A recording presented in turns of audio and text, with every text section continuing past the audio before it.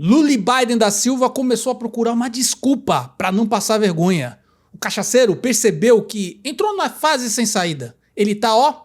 E no vídeo de hoje eu vou te mostrar a estratégia do vovô Biden. Eu sou Stefan, especialista em campanhas políticas. Olha só que loucura, quase ninguém tá percebendo isso. Muita gente acha que o Lula tá montando um caminho para a reeleição. Eu venho sustentando que não. O Lula começou a montar o caminho da desculpa. Uma coisa é o sujeito preparar uma campanha. Outra coisa é o sujeito preparar uma narrativa quando a campanha desandar. Entendeu? Lula, ele sabe que existe mais do que um risco, é um fato. Ele não previa há um ano atrás que em 2026 ele seria tão minúsculo como ele é hoje. Ele está tentando controlar o jeito como essa fraqueza vai ser lida. Ele não quer que pareça uma derrota, ele quer que pareça uma decisão. Ele não quer que pareça que foi atropelado. O plano não é sobreviver, o plano é reescrever o significado da própria derrota. Isso é coisa de político velho, político que entendeu que talvez não consiga ganhar no voto como antes, então ele tenta arrumar uma desculpa para não parecer um cara fracassado. E como isso funciona na prática?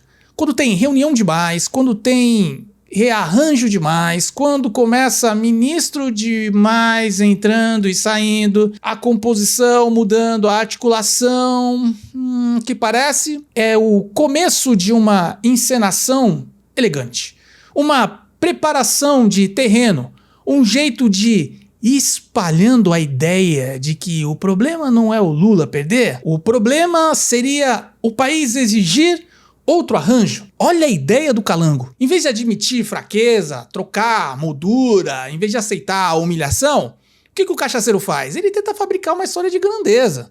Essa é a tese dele.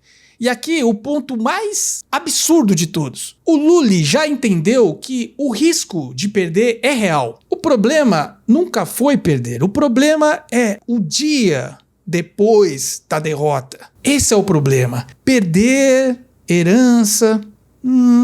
Esse é o grande medo. É aí que mora o problema. E não termina só numa eleição, termina uma era. É isso que ele quer evitar. Por isso, o movimento dele agora não é de ataque, é de contentação, de humilhação. Ele não está pensando no voto, ele está pensando na biografia dele. E sabe que se entrar numa campanha mostrando fraqueza, o sistema inteiro sente. Deputado sente, aliado, partido, prefeito. E quando todo mundo sente que o dono da máquina enfraqueceu, começa o instinto mais cruel do político: abandono. Ninguém avisa, ninguém faz discurso, ninguém sobe em mesa para anunciar a traição. Mas o sujeito para de se comprometer, de apostar, de defender, começa a observar. E o político cercado de gente esperando é político meio derrotado. É por isso que Lula Biden começou a trabalhar antes no discurso do que no confronto. Porque o confronto exige muita energia, apetite, sangue no olho. Desculpa, é só um roteiro. E Lula sempre foi melhor roteirista do que ator. E enquanto ele tenta diminuir o tamanho da queda, a gente aqui da direita tá fazendo o nosso papel. Flávio decolando. E aí mora o desespero do Planalto. Porque a pior coisa que pode acontecer com Lula não é cair, é ver o outro lado crescer de uma forma nunca vista antes. E é exatamente por isso que esse movimento todo de bastidor importa. Isso não é bagunça, improviso, é um ajuste. É um velho cachaceiro tentando esconder a forma como quer ser derrotado. Isso deve ser difícil demais para ele, né? Mas isso explica muita coisa do que esse monte de análise burra que a gente vê por aí.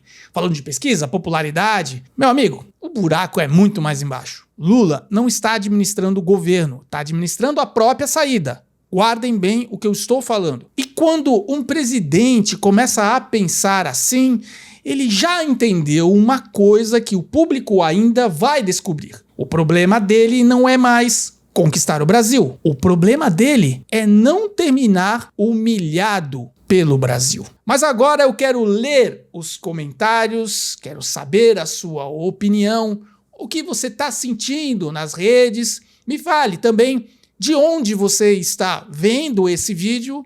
Se você não curtiu o vídeo, curta o vídeo, compartilhe com as pessoas com quem você conhece.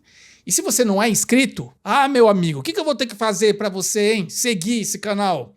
1 quilo de picanha? Me ajuda aí. Que Deus abençoe a sua vida, a vida das pessoas que você ama.